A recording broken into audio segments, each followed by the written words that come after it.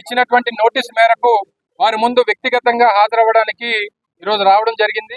వారు ఇచ్చినటువంటి నోటీస్ కి బదులుగా సమాజం పట్ల, చట్టాల పట్ల, వ్యవస్థల పట్ల గౌరవం ఉన్నటువంటి వ్యక్తిగా, గతంలో మంత్రిగా పనిచేసినటువంటి వ్యక్తిగా వ్యవస్థల మీద ఉన్నటువంటి గౌరవంతో వారు ఇచ్చినటువంటి నోటీస్ కి వ్యక్తిగతంగా వచ్చి సమాధానం చెప్పాలన్నటువంటి ఉద్దేశంతో ఈరోజు ఆనరబుల్ కమిషన్ ముందు హాజరవడం జరిగినటువంటి దాంట్లో ప్రధానమైనటువంటి 2-3 అంశాలని ఆనరబుల్ కమిషన్ మా ముందు పెట్టడం, దానికి మేము ఇవ్వాల్సినటువంటి వివరణ కూడా వారికి ఇవ్వడం జరిగింది. మొదటగా గడిచినటువంటి 12వ తారీఖున రాష్ట్ర వ్యాప్తంగా జరిగినటువంటి వెన్నుపోటుకు 2 ఏళ్ల కార్యక్రమానికి, ఆ కార్యక్రమంలో పాల్గొన్నటువంటి క్రమంలో చోడవరం నియోజకవర్గంలో ప్రజలను ఉద్దేశిస్తూ మాట్లాడినటువంటి సందర్భంలో నేను చేసినటువంటి వ్యాఖ్యల్ని దాని మీద ఆనరబుల్ కమిషన్ సుమోటోగా తీసుకొని వాటి మీద వివరణ, సమాధానం కోరడానికి ఈరోజు నన్ను పిలవడం జరిగింది. అందులో ప్రధానంగా 3 అంశాలని, ఒకటి నేను మేకప్ మంత్రి అన్నానన్నటువంటిది,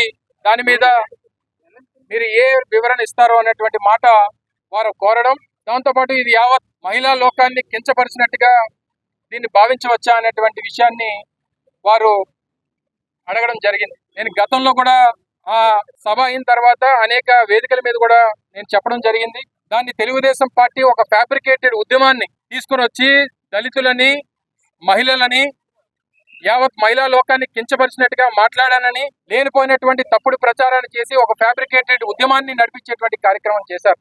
సో వారికి నేను ఇచ్చినటువంటి సమాధానం, నేను చేసినటువంటి వ్యాఖ్య ఒక పొలిటికల్ సెటైర్ మాత్రమే.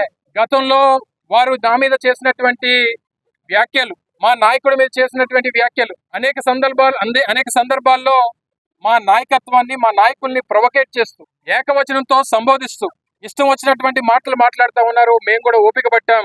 దాదాపు 4.5 సంవత్సరాల నుంచి ఇష్టం వచ్చినటువంటి మాటలు నేను గతంలో మంత్రిగా ఉన్నప్పుడు కానీ, మా నాయకులు జగన్మోహన్ రెడ్డి గారు ముఖ్యమంత్రిగా ఉన్నప్పుడు కానీ, వారు గత 2 ఏళ్ల క్రితం వారు అధికారంలోకి వచ్చిన తర్వాత, వారు మంత్రి అయిన తర్వాత కానీ ఇష్టం వచ్చినట్టుగా నోరు పారేసుకునేటువంటి కార్యక్రమం చేస్తారు. మనిషిగా నాకు కూడా సహనం, ఓపిక ఉంటాయి. మా నాయకులకి సహనం, ఓపిక ఉంటాయి. వారికి ధైర్యం చెప్పాల్సినటువంటి బాధ్యత మా మీద ఉంది. ఇది ఒక పొలిటికల్ సెటైర్, ఓ పొలిటికల్ కామెంట్ మాత్రమే తప్ప యావత్ మహిళా లోకం మీద చేసినటువంటి వ్యాఖ్య కాదు అనేటువంటి విషయాన్ని కూడా తెలియపరచడం జరిగింది. దాంతోపాటు ఉద్యోగాల మీద అనేటువంటి దాని మీద మీ సమాధానం ఏంటి అని అడిగారు. అంటే నా ఇంటెంట్ నేను చెప్పడం జరిగింది. నా ఇంటెంట్ వారు చేసినటువంటి ఉద్యోగాలు చేయలేరు అని అంటే, మీకు ఈ రాష్ట్రంలో హోంశాఖను మీ చేతిలో పెట్టి 2 సంవత్సరాలుగా మీకు బాధ్యత అప్పచెప్తే చెప్పినటువంటి పని చేయడం మానేసి మిగిలిన వాటి మీద పెట్టినటువంటి శ్రద్ధ శాఖ మీద పెడితే బాగుంటుంది. మీరు చేసేటువంటి అటువంటి ఉద్యోగాలు మా వాళ్ళు చేయలేరు అనేటువంటిది నా ఉద్దేశంగా చెప్పడం జరిగింది. దాన్ని అనేక రకాలుగా చాలా మంది పర్సెప్షన్ తీసుకున్నారు. చాలా మంది చాలా రకాలుగా దాన్ని ఊహించుకున్నారంటే, వారెవరో ఊహించుకున్నటువంటి దానికి నేను బాధ్యుని కాదు. నేను మాట్లాడినటువంటిది, నేనే ఉద్దేశంతో మాట్లాడినటువంటి దానికే నేను బాధ్యుని అవుతాను. దానికి నా సమాధానం ఇదే అనేటువంటి విషయాన్ని కూడా వారికి చెప్పడం జరిగింది. 3వ ప్రశ్న, మీరు వాడి వదిలేసినటువంటి బుల్లెట్ ప్రూఫ్ వాహనాన్ని తాను వాడుతుంది అనేటువంటి మాట మీరు మాట్లాడారు. దానికి మీ సమాధానం ఏంటని అడిగారు. అంటే నేను చేసినటువంటి మంత్రి పదవి మా జిల్లాలో నా తర్వాత మీరు చేస్తూ ఉన్నారు. మీకంటే ముందు నేను మంత్రిగా పనిచేశాను. మీరు నాకు పాఠాలు నేర్పించాల్సినటువంటి పని లేదు. నేను వాడి వదిలేసినటువంటి కారుని మీరు వాడుతున్నారన్న దాంట్లో తప్పే ఉంది. అది పొలిటికల్ స్టేట్మెంటే, పొలిటికల్ సెటైరే. దీంట్లో మహిళల్ని కించపరిచేటువంటి వ్యాఖ్యలు ఎక్కడున్నాయి? మహిళా లోకం మీద చేసినటువంటి వ్యాఖ్యలు ఎక్కడున్నాయి? యావత్ మహిళలందరూ కూడా దీంట్లో ఇబ్బంది పడినటువంటి సందర్భాలు ఏమున్నాయి అనేటువంటిది నాకు వ్యక్తిగతంగా కనిపించట్లేదు అనేటువంటి మాట వారికి చెప్పడం జరిగింది. వారు దీని మీద మీరు చేసినటువంటి వ్యాఖ్యల మీద మీకు ఏదైనా ఇతర వివరణ కానీ, లేదా మీకు ఏదైనా తప్పు అనిపించినటువంటి సందర్భాలు కానీ ఏదన్నా మీరు వ్యక్తపరుస్తున్నారా అని అంటే, నేను ఏమి వ్యక్తపరచలేదు. నేను మాట్లాడినటువంటి మాటలకు కట్టుబడి ఉన్నా. నేను తప్పు మాట్లాడలేదు. నేను వెనక్కి తీసుకోవాల్సినటువంటి అవసరం లేదు. మీరు ఎవరెవరో తెలియజేయాలి. చెప్పాల్సినటువంటి విషయాలని చెప్పాను. లిఖితపూర్వకంగా ఇవ్వాల్సినటువంటి సమాధానం మా సీనియర్ కౌన్సిల్ సుధాకర్ రెడ్డి గారు సమర్పించడం జరిగింది. ఇప్పటికన్నా మీ తీరు మార్చుకోండి. చిన్న చిన్న విషయాలను పట్టుకొని డీవియేట్ చేసి రాష్ట్రంలో ఉన్నటువంటి అనేక సమస్యల్ని పక్కదోవ పట్టించాలనేటువంటి ప్రయత్నం ఒక పక్క, ఏదో రకంగా ఏదైనా ఇష్యూ వచ్చినప్పుడు ఏదో ఒక సబ్జెక్ట్ని పట్టుకొని దాన్ని వేలబడి ఉండాలనేటువంటి తాపత్రయం ఒక పక్క, వీటన్నిటి మధ్యలో రాష్ట్రంలో మహిళల తాలూకు భద్రత, మహిళల పట్ల గౌరవం ఉన్నటువంటి వ్యక్తిగా, మహిళల మధ్యలో పెరిగినటువంటి వ్యక్తిగా, నేను గతంలో కూడా మొన్న జరిగినటువంటి పత్రికా సమావేశాలు నేను చెప్పడం జరిగింది. నాకు 15 ఏళ్ల వయసులో నా తండ్రి పోతే నన్ను పెంచి పోషించింది నా తల్లి, ఒక మహిళ అనేటువంటి విషయాన్ని తెలియజేస్తా ఉన్నా. ఈ రోజు నిలబడి మీ ముందు మాట్లాడడానికి కారణం ఒక మహిళ అనేటువంటి విషయాన్ని తెలియజేస్తా ఉన్నా. ఈ రోజు నా కుటుంబాన్ని నడుపుతున్నటువంటి వ్యక్తులు నా ఇంట్లో మహిళలు అనేటువంటి విషయాన్ని సందర్భంగా తెలియజేస్తా ఉన్నా. నాకున్నటువంటి ఇద్దరు ఆడపిల్లలు, ఇంతమంది మహిళల మధ్య పెరిగి ఉన్నటువంటి వ్యక్తికి మహిళల పట్ల ఏ రకమైనటువంటి గౌరవం ఉండాలో మీ దగ్గర పాఠాలు నేర్చుకోవాల్సినటువంటి అవసరం నాకు లేదు అనేటువంటి విషయాన్ని తెలియజేస్తా ఉన్నా. అటువంటి నాయకుడు తాలూకా నాయకత్వంలో కూడా పనిచేస్తా ఉన్నా. మహిళల పట్ల గౌరవం ఉన్నటువంటి వ్యక్తి, మహిళలకి అత్యధికమైనటువంటి స్థానం ఇచ్చినటువంటి జగన్మోహన్ రెడ్డి గారు లాంటి గొప్ప నాయకుడు అడుగుజాడల్లో నడిచేటువంటి వ్యక్తిని, మహిళలకు ఏ రకంగా గౌరవం ఇవ్వాలో తెలిసినటువంటి వ్యక్తిని అనేటువంటి విషయాన్ని కూడా ఈ సందర్భంగా తెలియజేస్తాం. ఇవన్నీ మానేసి ఇష్టం వచ్చినటువంటి మాట్లాడతాం, ఏది పడితే అది చేస్తాం, ఎలా పడితే అలా కేసులు పెడతాం, ఎలా పడితే అలా దాడులు చేస్తామంటే చూస్తూ ఊరుకోవడానికి సిద్ధంగా లేము. ఈసారి అరే తురే అని కానీ, ఈసారి ఏదన్నా ఆడు ఈడు అని కానీ, అరే తురే అని కానీ ఇష్టం వచ్చినటువంటి మాటలు మాట్లాడేటువంటి ధైర్యం ఏ ఒక్క కూటమి నాయకుడు చేసినా, ఎవరన్నా సౌండ్ చేస్తే ఈసారి రౌండ్ అవుతాయి అనేటువంటి విషయాన్ని మరొకసారి సందర్భంగా తెలియజేస్తాను. మరొకసారి మీ కాలం చెల్లిపోయింది. 2 సంవత్సరాలు ముగిసిపోతా ఉంది. మిగిలినది ఇంకో 2 ఏళ్ళు మాత్రమే.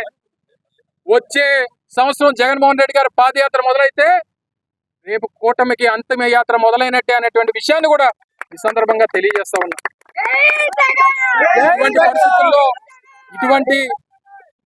ఇటు హానరబుల్ కమిషన్ తాలూకా సమయాన్ని, పార్టీ నాయకుల తాలూకా సమయాన్ని మీరు శ్రద్ధ పెట్టాల్సినటువంటి రాష్ట్రంలో నిరుద్యోగ యువత మీద, మహిళలకు ఇచ్చినటువంటి హామీల మీద 1500 రూపాయలు నెలకి ఇస్తానని చెప్పి ఆ మహిళలు మోసం చేశారే, 50 ఏళ్ళకి పెన్షన్ ఇస్తానన్నారే, సంవత్సరానికి 3 సిలిండర్లు ఇస్తానన్నారే, ఇన్ని హామీలు మహిళలకు ఇచ్చినటువంటి మీరు మహిళల గురించి, మహిళల మీద ఉన్నటువంటి మీ ప్రేమ గురించి, గౌరవం గురించి మీరు మాట్లాడుతూ ఉంటే దెయ్యాలు వేదాలు వల్లించినట్టు ఉన్నాయి. తప్పకుండా రానటువంటి కాలంలో మిగిలినటువంటి అన్ని విషయాలు, ఇందాక వారు మాట్లాడినప్పుడు కూడా మీరు కొంచెం కన్స్ట్రక్టివ్గా మాట్లాడితే ప్రజలు స్వీకరిస్తారు కదా అనేటువంటి మాట్లాడారు. 100% రాజకీయాల్లో ఉన్నటువంటి మేము 5 దశాబ్దాలుగా రాజకీయ కుటుంబం నుంచి వచ్చినటువంటి నాలాంటి వ్యక్తులు తప్పకుండా ఒక ఎగ్జాంపుల్ని సెట్ చేయాల్సినటువంటి బాధ్యత, అందులో జగన్మోహన్ రెడ్డి గారు అడుగుజాడల్లో నడుస్తున్నటువంటి వ్యక్తులు ఒక ఎగ్జాంపుల్ సెట్ చేయాల్సినటువంటి అవసరం ఉంది. ఆ ఎగ్జాంపుల్ సెట్ చేయడానికే 5 సంవత్సరాలు ఓపిక పట్టాననేటువంటి విషయాన్ని కూడా తెలియజేశాం. ఈ 5 సంవత్సరాలు ఓపిక పడితే అనేక మార్లు ప్రొవోకేట్ చేసి ఇష్టం వచ్చినటువంటి మాటలు మాట్లాడారు. తిరిగి ఒక పొలిటికల్ సెటైర్తో సమాధానం చెప్తే తట్టుకోలేనటువంటి పరిస్థితిలో ఉన్నారు. మీరు 100 అని, మేము 1 అంటే మీరు బాధపడతా ఉంటే మీరు దాన్ని కూడా తట్టుకోలేకపోతే ఎలాగా అనేటువంటి మాట కూడా నేను అనేక సందర్భాల్లో మాట్లాడా. రేపు కూడా ఇక నుంచి హోమ్ డిపార్ట్మెంట్ మీద శ్రద్ధ పెడతా. దాని ఇన్ ద సెన్స్ ఆ డిపార్ట్మెంట్ సంగతి ఏంటో, దాంట్లో ఉన్నటువంటి లూప్ హోల్స్ ఏంటో, దాంట్లో ఉన్నటువంటి జరుగుతున్నటువంటి అక్రమాలు ఏంటో, అవినీతి ఏంటో అన్నీ కూడా బయటకు తీసేటువంటి కార్యక్రమానికి ఈరోజు నేను పూనుకుంటాననేటువంటి విషయాన్ని కూడా తెలియజేస్తూ ఉన్నా. దానికి ఒకే ఒక ఉదాహరణ చెప్పి ముగిస్తా. మొన్న హోంమంత్రి గారు మాట్లాడుతూ ఈ రాష్ట్రంలో 70,000 సీసీ కెమెరాలు పెట్టామని చెప్పారు. ఒక సెన్సేషనల్ కేసు నడుస్తూ ఉంది. సాయి కృష్ణ తాలూకా ఈ ఇన్సిడెంట్లో కృష్ణలంక ఫుటేజ్ తీయమంటే ఆ ఒక్క ఫుటేజ్ లేదన్నారు. మే 1వ తారీఖు నుంచి జూన్ 1వ తారీఖు వరకు ఫుటేజ్ కనబట్టలేదన్నారు. అంటే హోంమంత్రి గారు చెప్పే దాంట్లో నేతి బీరకాయలో నెయ్యి ఉండదు. హోంమంత్రి గారు పెట్టినటువంటి సీసీ కెమెరాల్లో ఫుటేజ్ ఉండదు. ఇది రాష్ట్ర ప్రజలకు అర్థమైంది. మీరు అంత బాగా ఈ సిస్టమ్ని నడుపుతా ఉన్నారు, అంత బాగా వ్యవస్థల్ని ముందుకు తీసుకెళ్తా ఉన్నారు, మహిళల్ని కాపాడేటువంటి దానికి అంత మీరు తాపత్రయపడతా ఉన్నారు. అన్ని విషయాలు పాయింట్ టు పాయింట్ అనవసరంగా నాతో పెట్టుకునేటువంటి కార్యక్రమం చేశారు. కాముగా ఉన్నటువంటి వారిని నిద్ర లేపారు. చూసి చూడనట్టు పోతున్నాం కదా, మహిళలు కదా, లేదా మా జిల్లాకు సంబంధించినటువంటి వారు కదా, గౌరవం ఉంది, ఆ గౌరవం నిలబెట్టుకోవాలనేటువంటి దిశగా ముందుకెళ్ళాం. ఇప్పుడు కూడా అదే గౌరవం ఉంది. కన్స్ట్రక్టివ్గా రేపు రానటువంటి కాలంలో అనేక ఇష్యూస్ని బయటకు తీసుకొస్తాం, ప్రజల ముందు పెడతాం, నిలదీస్తాం. తప్పకుండా ఈ ప్రభుత్వాన్ని గద్దె దించేంత వరకు జగన్మోహన్ రెడ్డి గారి నాయకత్వంలో అనేక పోరాటాలకి ముందుకు వెళ్తామన్నటువంటి విషయాన్ని మరొకసారి ఈ సందర్భంగా తెలియజేసుకుంటూ